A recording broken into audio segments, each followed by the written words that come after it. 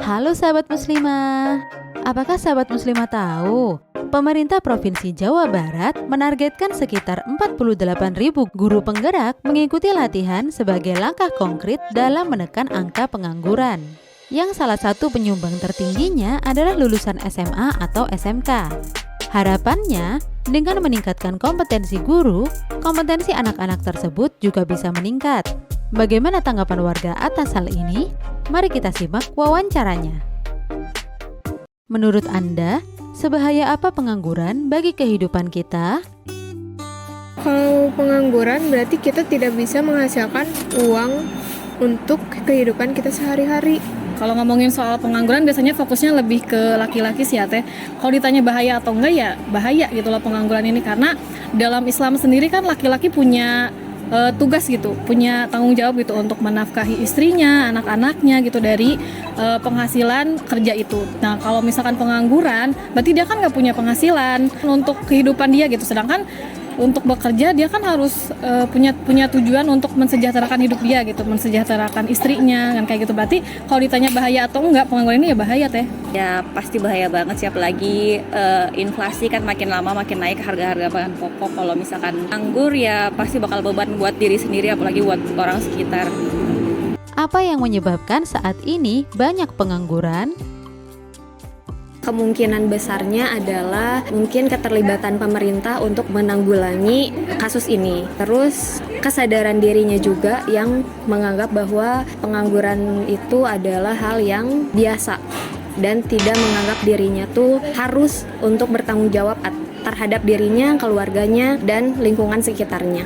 Mungkin karena sudah banyak pekerjaan, banyak yang misalkan dia mau jualan ini tapi udah ada, terus misalkan dia pengangguran gara-gara sekolahnya mungkin dia sampai SMP atau SD, jadi dia tidak diterima di kantor manapun. Mungkin karena lowongannya banyak, cuman lebih banyak karena mereka ngambil dari orang dalam. Jadi yang orang nggak punya orang dalam kemungkinan susah buat masuk, dan persyaratannya pun makin kesini makin ribet, entah dari usia dibatasin, entah dari pengalaman dan lain-lain. Sedangkan kadang yang baru lulus sekolah atau lulus kuliah belum ada pengalaman pun jadi susah dapat pekerjaan, ya mungkin itu kali. Menurut Anda, apa yang harus dilakukan supaya tidak menjadi pengangguran? Yang pertama sih sebenarnya berdoa sama Allah supaya dikasih kemudahan untuk mencari pekerjaan, karena banyak juga pengangguran yang bukan keinginan mereka sebenarnya menjadi pengangguran, tapi banyak halangan dari berbagai hal gitu. Terus kedua, ikhtiar yang lebih lagi gitu, mencari pekerjaan yang sesuai dengan kemampuan diri dan melatih banyak, maksudnya mencari ilmu yang akan mendukung diri dia sendiri untuk bisa meningkatkan diri dan menjadi pekerja yang mumpuni. Punya skill kurang tahu ya. Kalau di sistem sekarang kayaknya kita punya skill, punya bakat tuh kayaknya kurang ya gitu.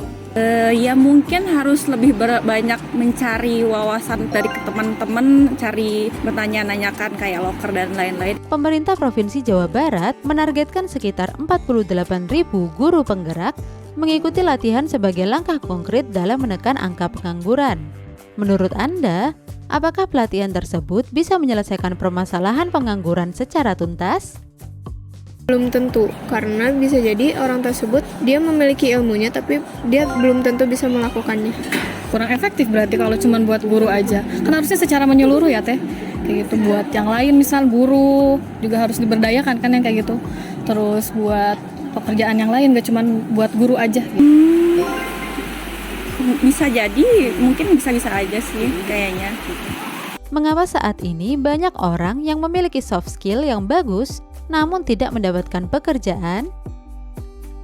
Berdasarkan pengalaman sih sebenarnya hal-hal seperti ini tuh dipengaruhi oleh lingkungan. Lingkungan yang kurang baik berdampak kepada orang-orang yang tidak menganggap kemampuan mereka tuh ada gitu. Mereka tuh nggak punya kemampuan apa-apa. Nah, sementara mereka punya soft skill yang sebenarnya tuh luar biasa. Terus mereka tuh nggak didukung dengan sarana dan prasarana yang memadai, dipenuhi oleh pemerintah tadi, dan diupayakan oleh diri sendiri. Pemahamannya kurang juga, terus dalam komunikasi kan bisa jadi Saingan yang mungkin banyak karena punya soft skill makin di sini makin banyak karena mereka juga pasti bukan 1-2 orang doang yang punya soft skill yang seperti itu. Selain soft skill tapi nggak punya channel ya mungkin juga agak susah. Apa harapan Anda kepada pemerintah? Diutamakan terkait pengangguran ini karena ya mungkin pemerintah juga kan sudah dibagi pekerjaannya atau bidang-bidangnya. Semoga mendapatkan solusi yang lebih baik. pemerintah lebih tegas lagi, terus lebih menerapkan undang-undang dasar, tidak korupsi. Program gak cuma buat guru penggerak tadi doang kan, ya program-program untuk pekerjaan lain, terus juga yang asing jangan disuruh masuk terus gitu supaya kita juga bisa kerja gitu loh. Seluruh upaya yang telah dilakukan oleh pemerintah nyatanya tidak mampu menekan angka pengangguran ya. Bagaimana dengan program guru penggerak ini? Mari kita simak penjelasannya dari Ustazah. Jangan lupa buat like, komen, dan share video ini sebanyak-banyaknya. Bismillahirrahmanirrahim. Assalamualaikum warahmatullahi wabarakatuh. Pada tahun 2024 ini, Jawa Barat menjadi satu-satunya provinsi yang melaksanakan program guru penggerak secara mandiri di luar program serupa yang dilaksanakan oleh pemerintah pusat melalui fasilitasi Kementerian Pendidikan. Dalam program ini, pemerintah provinsi menargetkan 49.000 guru SMA dan SMK negeri seluruh Jawa Barat. Pada sambutannya saat pembukaan program guru penggerak Jabar, Sekretaris Daerah Jawa Barat menyatakan bahwa tingkat pengangguran terbuka di provinsi ini cukup tinggi, yakni mencapai 6,9%. Konon yang menjadi kontributor pengangguran ini 8%-nya adalah lulusan SMK dan 12%-nya adalah lulusan SMA. Maka program guru penggerak Jabar ini digadang-gadang dapat meningkatkan kompetensi lulusan dengan terlebih dahulu meningkatkan kompetensi gurunya, sehingga diharapkan angka pengangguran akan berkurang. Tapi perlu kita pahami bahwa masalah pengangguran menjadi masalah yang belum terpecahkan hingga hari ini. Bukan hanya di Jabar, tapi di seluruh penjuru negeri. Berdasarkan data Badan Pusat Statistik, jumlah pengangguran di Indonesia pada Agustus 2024 adalah 7,47 juta orang. Sedangkan tingkat pengangguran terbuka di Indonesia pada Agustus 2024 adalah 4,91%. Jika kita runut penyebab utamanya adalah lepas tangannya negara dalam menjamin terpenuhinya lapangan kerja bagi para pencari nafkah. Penerapan sistem ekonomi kapitalisme memang meniscayakan sedikitnya campur tangan negara. Terlebih lagi, karena hanya sekedar mengejar keuntungan materi semata, negara membuka peluang investasi untuk pihak swasta sebesar-besarnya pada sektor sumber daya alam, sehingga menjadikan distribusi kekayaan yang tidak merata dan hanya menguntungkan segelintir orang saja. Begitu pula soal pencarian kerja. Hal ini seolah hanya urusan antara perusahaan dan para pencari kerja saja. Negara merasa tak perlu ikut campur. Belum lagi pengesahan Undang-Undang Cipta Kerja yang semakin mempermudah tenaga kerja asing masuk ke negeri ini.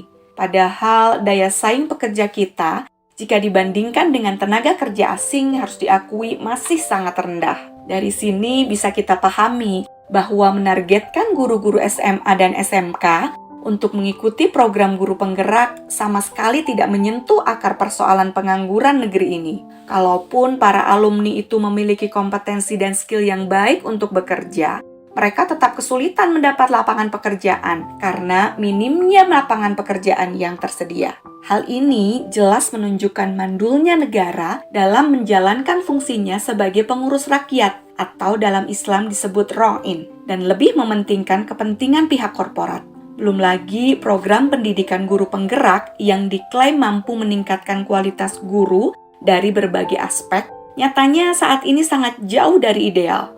Sebab pada saat mengikuti program ini, guru tidak hanya dibebankan mengajar saja, tapi juga beban administrasi, wajib menghasilkan karya, kewajiban menyebarkan praktek baik, dan lain sebagainya. Hal ini akhirnya memaksa guru sibuk meningkatkan kompetensinya untuk bisa memenuhi tuntutan-tuntutan tersebut. Padahal sejatinya hal tersebut justru menjauhkan guru dari peran aslinya dalam mendampingi dan mendidik siswa, serta menjauhkan dari tujuan utama pendidikan itu sendiri, yakni pembangunan karakter. Kualitas pengajaran pun jadi menurun. Waktu yang seharusnya digunakan untuk mengajar terpaksa digunakan untuk aktivitas lainnya. Parahnya, karena saking pusingnya, banyak guru yang demi bisa memenuhi tugas dalam program guru penggerak ini akhirnya terpaksa mengerjakan tugas dengan menggunakan bantuan AI atau bahkan bertukar jawaban dengan peserta guru lainnya. Kondisi ini tentunya berbeda banget ya dengan sistem Islam yang menjadikan negara sebagai pengurus rakyat, termasuk dalam menjamin kesejahteraan rakyatnya.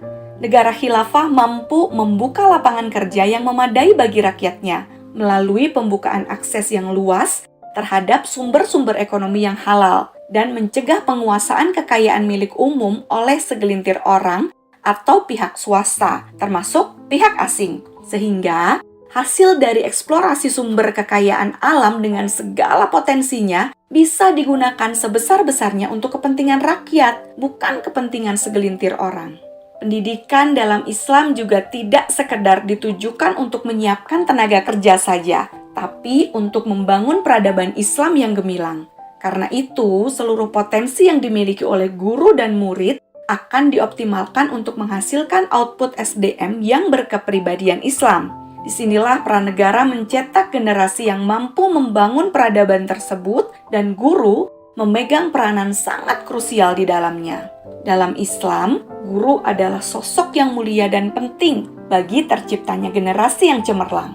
Maka negara Islam akan memberikan perhatian serius kepada pendidikan dan mencetak guru-guru yang kompeten bagi rakyat untuk mewujudkan tujuan pendidikan Islam, yakni mencetak peserta didik yang memiliki kepribadian Islam sekaligus menguasai ilmu sains dan teknologi. Untuk menunjang hal tersebut, negara akan mengimplementasikan pendidikan Islam berbasis akidah, mulai dari kurikulum Islami, infrastruktur pendidikan yang memadai dan merata, serta gaji yang cukup bagi para guru. Tentunya hal ini tidak bisa berdiri sendiri, melainkan harus ditopang dengan sistem ekonomi Islam yang kuat. Nah, terintegrasinya aspek pendidikan dan sistem ekonomi Islam serta aspek-aspek lainnya yang menyokong pengurusan rakyat ini hanya mungkin diwujudkan dalam sistem Islam yang kafah, yakni dalam bingkai Daulah Islam Khilafah. Wallahu a'lam bishawab. Wassalamualaikum warahmatullahi wabarakatuh.